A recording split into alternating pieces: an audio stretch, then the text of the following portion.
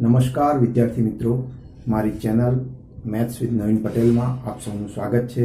આજે આપણે chapter number 2 ત્રિકોણમિતીય પ્રતિવિધાયો પ્રકરણ સ્વાધ્યાય 2 માં સાબિત કરોનો દાખલા નંબર 10 કરીશું। આપણને રકમ આપી છે tan inverse of √1 + x -√1 - x છેદમાં √1 + x +√1 - x equal to π/4 -1/2 cos inverse x આપણે સાબિત કરવાનું છે, જેમાં શરત આપી છે -1/√2 ≤ x ≤ 1 શરત આપેલી છે। તો અહીંયા આપણે સાબિત કરવાનું એટલે ડાબી બાજુથી આપણે સ્ટાર્ટ કરીશું। તો ડાબી બાજુથી સ્ટાર્ટ કરીએ તો આપણે √1 + x માટે આપણે શું કરીએ તો જેથી આપણને આ જે પદો છે આખા એનું સોલ્યુશન એવું લાવીએ કે જે tan ના સ્વરૂપમાં હોય, જેથી આપણે tan ઇન્વર્સ અને tan ને કેન્સલ કરી શકીએ। તો આપણે એમાં જોઈએ તો સૌથી પહેલા આપણે આ સૂત્રો આપણે ભણ્યા છીએ 1 + cos 2θ = 2 cos square θ અને 1 - cos 2θ = 2 sin square θ। આ બંને સૂત્રોનો અહીંયા આપણે ઉપયોગ કરી શકીએ। કેવી રીતે? તો કે x ની કિંમત આપણે cos 2θ લઈએ, જે આપણને ટેક્સ્ટમાં સૂચન તરીકે પણ આપેલું છે। તો અહીંયા જ આપણે એવું લઈશું। અહીંયા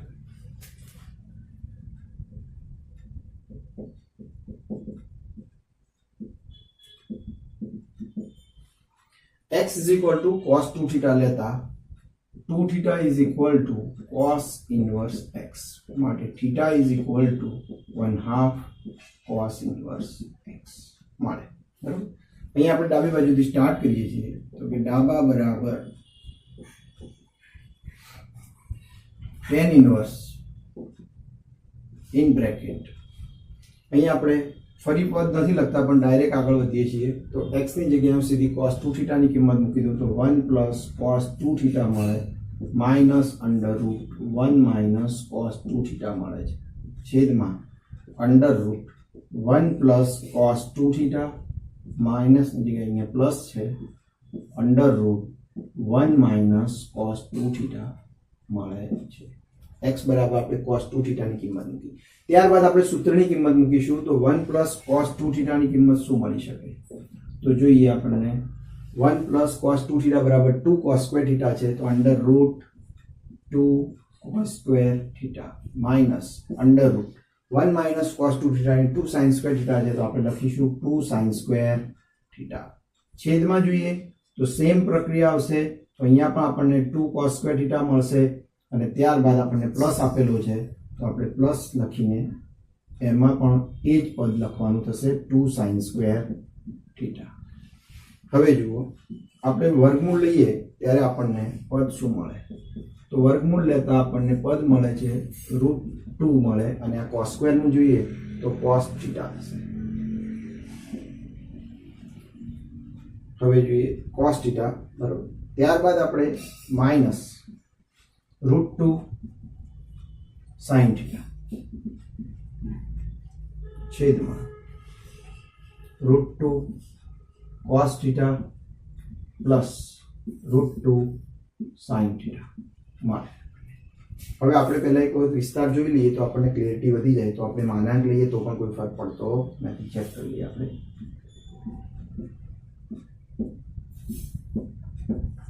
અહીંયા આપણે જોઈ લઈએ આપણને અહીંયા વિસ્તાર આપેલો છે -1/√2 ≤ x ≤ 1। તો એમાં આપણે કિંમત મૂકીએ તો x ની કિંમત આપણે cos 2θ લઈશું। તો આપણે 1/√2 ની cos ના સ્વરૂપમાં કિંમત મૂકીએ તો cos π/4 થશે। તો cos π/4 ≤ cos 2θ ≤ cos 0, એટલે 1 0 એ આવે છે તો cos 0 આપણને મળે છે। હવે આપણે આ માઇનસ પદ છે -cos π/4 માઇનસ ક્યારે આવે? વેલ્યુ cos નહીં, તો કે બીજા ચરણમાં આવે। તો આપણે એને માઇનસને અંદર લઈ જવું તો પાઈ માઇનસ કરીશું। અહીંયા આપણે લખીશું cos π - π/4 ≤ cos 2θ ≤ cos 0। તો હવે આપણે એની સાદુરૂપ આપીએ તો cos 4 × 4 માંથી 1 જાય તો 3π/4 મળશે ≤ cos 2θ ≤ cos 0 મળે। હવે cos છે એ 0 થી 3π/4 ની અંદર જોવા જઈએ તો પહેલું ચરણ ને બીજું ચરણ થશે। તો કારણ કે 3π/4 એટલે 135 ડિગ્રી થશે એટલે બીજા ચરણમાં આવે। તો પહેલા ચરણમાં અને બીજા ચરણમાં cos ઘટતું વિધેય, કારણ કે પહેલા ચરણમાં 0 એ 1 હોય છે, ત્યારબાદ π/2 એ 0 થાય છે અને ત્યારબાદ આપણે પાઈ આગળ એની કિંમત cosની કિંમત -1 થાય છે, એટલે કે પહેલા અને બીજા ચરણમાં એ ઘટતું વિધેય છે. હવે ઘટતું વિધેય હોય તો ત્યારે આપણે cos વિધેયને દૂર કરીએ ત્યારે અસમતા બદલાય છે. તો અસમતા આપણી 3π/4 greater than equal to 2θ greater than equal to 0 મળે છે. અને આપણે સરખી રીતે લખીએ તો 0 less than equal to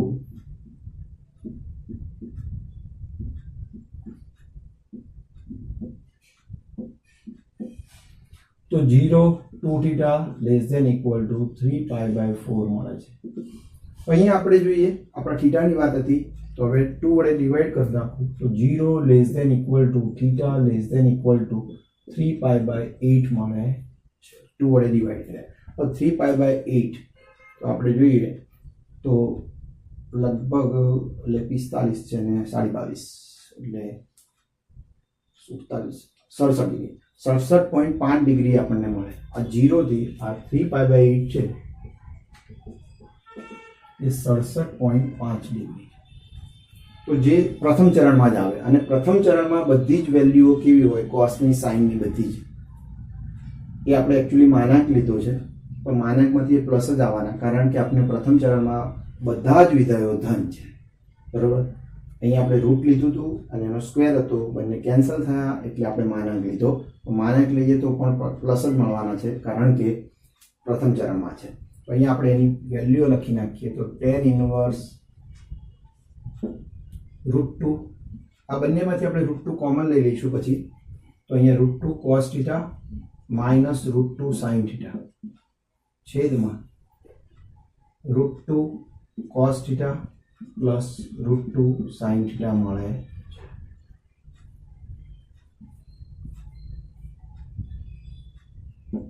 હવે જોઈએ બંનેમાંથી આપણે √2 કોમન લઈ લઈએ તો આપણને શું મળે કે tan ઇનવર્સ √2 કોમન લઈ લઈએ અને કેન્સલ કરી દઈએ, બરાબર. તો આપણને પદ મળશે cos θ માઇનસ sin θ છેદની અંદર cos θ પ્લસ sin θ.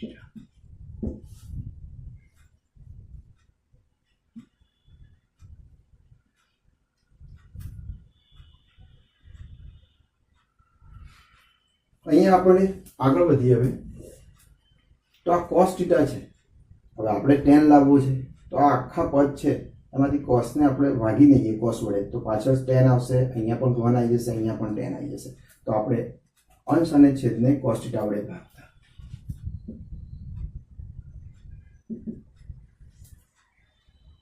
ડાબાથી સ્ટાર્ટ કરવું છે, અહીંથી જ આગળનું પદ છે. તો કે tan inverse cos θ upon cos θ minus sin θ upon sin θ, sorry cos θ.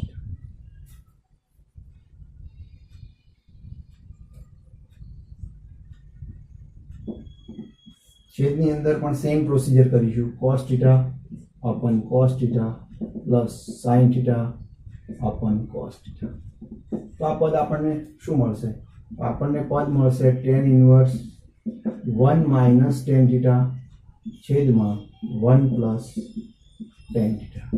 હવે જોઈએ આવું પદ આપણે પહેલા ભણેલા છીએ, 1 ની કિંમત tan π/4 લઈ લઈએ અને એને એડજસ્ટ કરીએ તો આપણને tan આલ્ફા માઇનસ બીટાનું સૂત્ર મળશે. તો અહીંયા આપણે એ જ સ્વરૂપે આગળ વધવા પ્રયત્ન કરીએ છીએ. તો જુઓ અહીંયા આપણને મળશે tan π/4 પ્લસ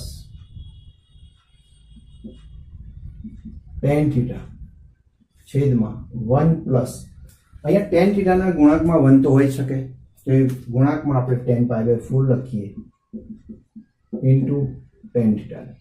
તો જો આ સૂત્ર બન્યું tan alpha plus tan beta upon 1 plus tan alpha into tan beta. તો એનું સાદુરૂપ શું આવી શકે?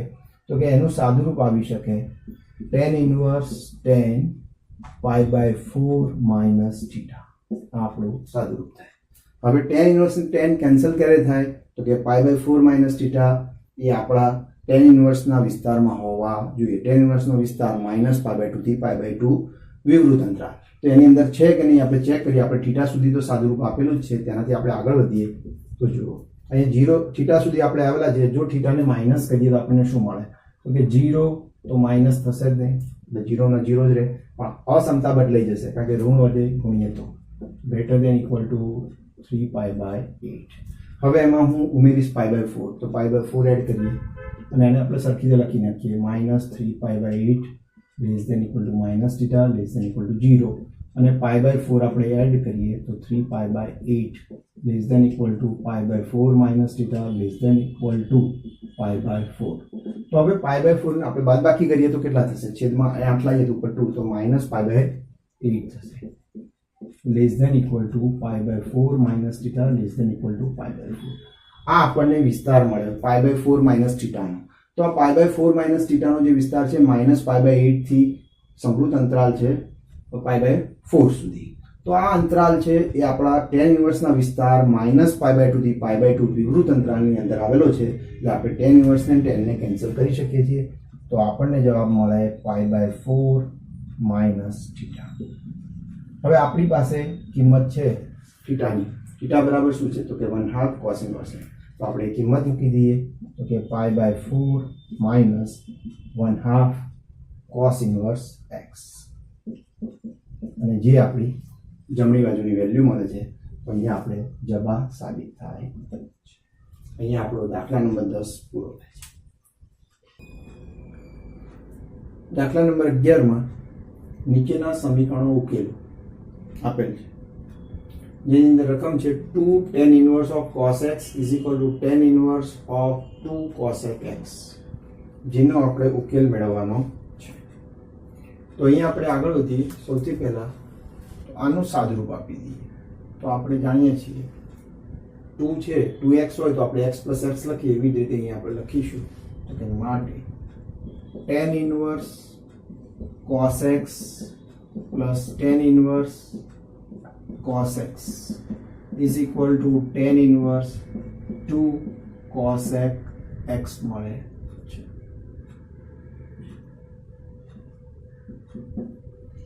હવે અહીંયા આપણે જોઈએ tan inverse x plus tan inverse y નું આપણી પાસે સૂત્ર છે, આપણે પહેલા ભણ્યા છીએ.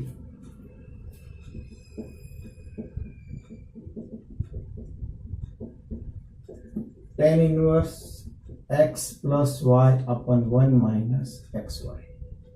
તો એ સૂત્રનો અહીંયા આપણે ઉપયોગ કરીએ તો આપણને મળશે tan inverse cos x plus cos x છેદમાં 1 minus cos x into cos x is equal to tan inverse 2 cosec x.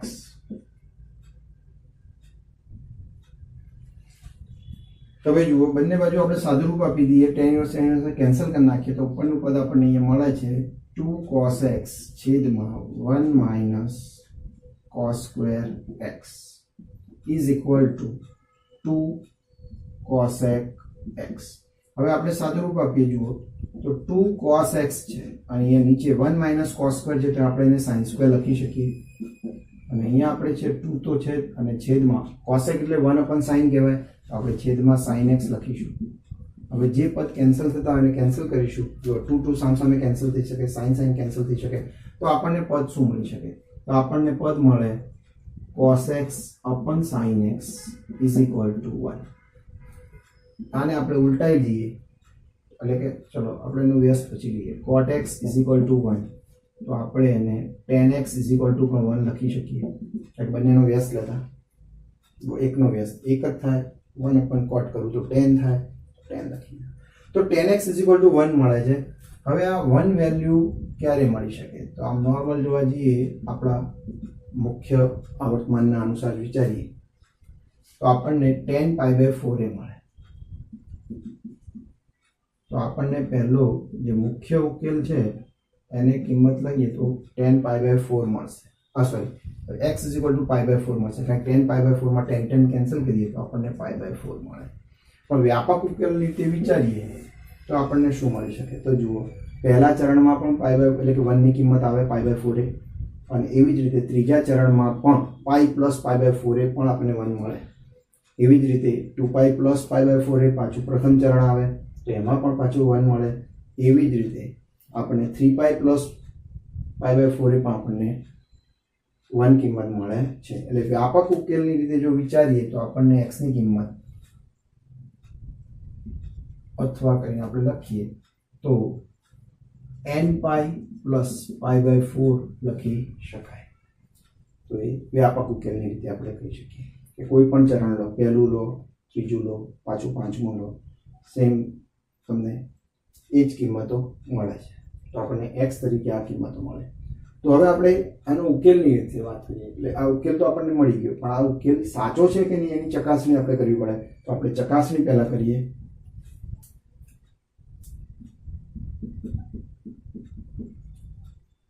અહીં આપણે વ્યાપક ઉકેલ લઈએ કે પાઈ બાય 4 લઈએ, બંનેની કિંમત સેમ જ છે.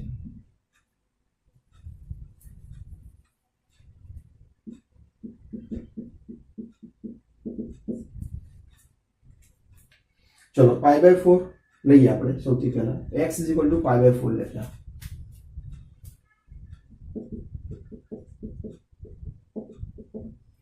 તો આપણે ડાબી બાજુ સ્ટાર્ટ કરીએ. ડાબા બરાબર આપણને શું આપેલું છે? તો કે 2 tan ઇનવર્સ cos x.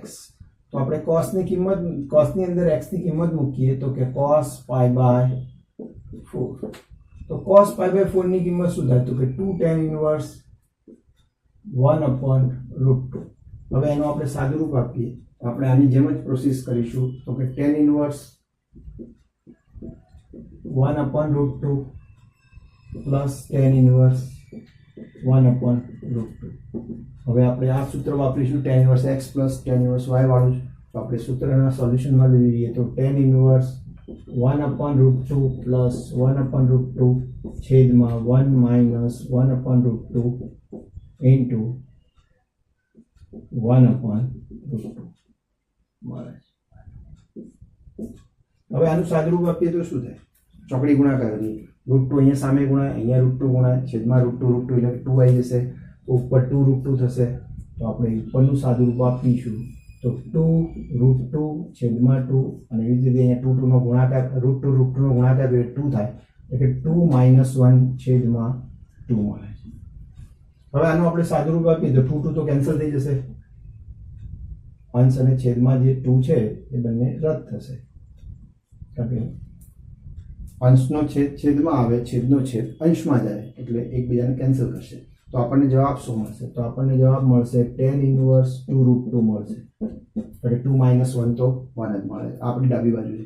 હવે આપણે જમણી બાજુ ચેક કરીએ તો જમણી બાજુ બરાબર શું થાય? તો જબા બરાબર આપણે ચેક કરીએ.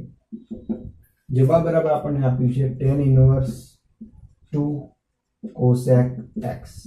તો અહીંયા આપણે કિંમત મૂકીએ તો tan ઇનવર્સ 2 તો છે અને cosec પાઈ બાય 4. તો કે cosec પાઈ બાય 4 ની કિંમત શું થાય? તો આપણે જાણીએ છીએ કે cosec એટલે sin નો વ્યસ્ત, એટલે કે 1/sin પાઈ બાય 4. બરોબર. sin પાઈ બાય 4 ની કિંમત આપણે જાણીએ 1/√2. તો આપણે લખીશું tan ઇનવર્સ 2 into 1 ના છેદમાં 1/√2. તો છેદનો છેદ ક્યાં આવે? તો કે અંશમાં આવશે. તો આપણે લખીશું tan ઇનવર્સ 2√2. જે આપણી જબાન ડાબા બંને સેમ થાય છે. તો જબાન ડાબા બંને ઇક્વલ. તો જો હવે આપણે જબાન ડાબા બંને ઇક્વલ થતા હોય તો એનો મતલબ ચકાસણી ક્લિયર થઈ જાય છે. આ સત્ય સાબિત થાય છે x પાઈ બાય 4 ની કિંમત. તો એના ઉપરથી આપણે કહી શકીએ કે આ સમીકરણનો ઉકેલ ગણ પાઈ બાય 4 એકાદી ગણ તરીકે આપણને એક જ ઉકેલ મળે જે પાઈ બાય 4 મળે છે. પછી એને વ્યાપક તરીકે આપણે લખી શકીએ n pi plus pi by 4 પણ લખી શકીએ. ઓકે. તો અહીંયા દાખલા નંબર 11 આપણો પૂર્ણ થાય છે.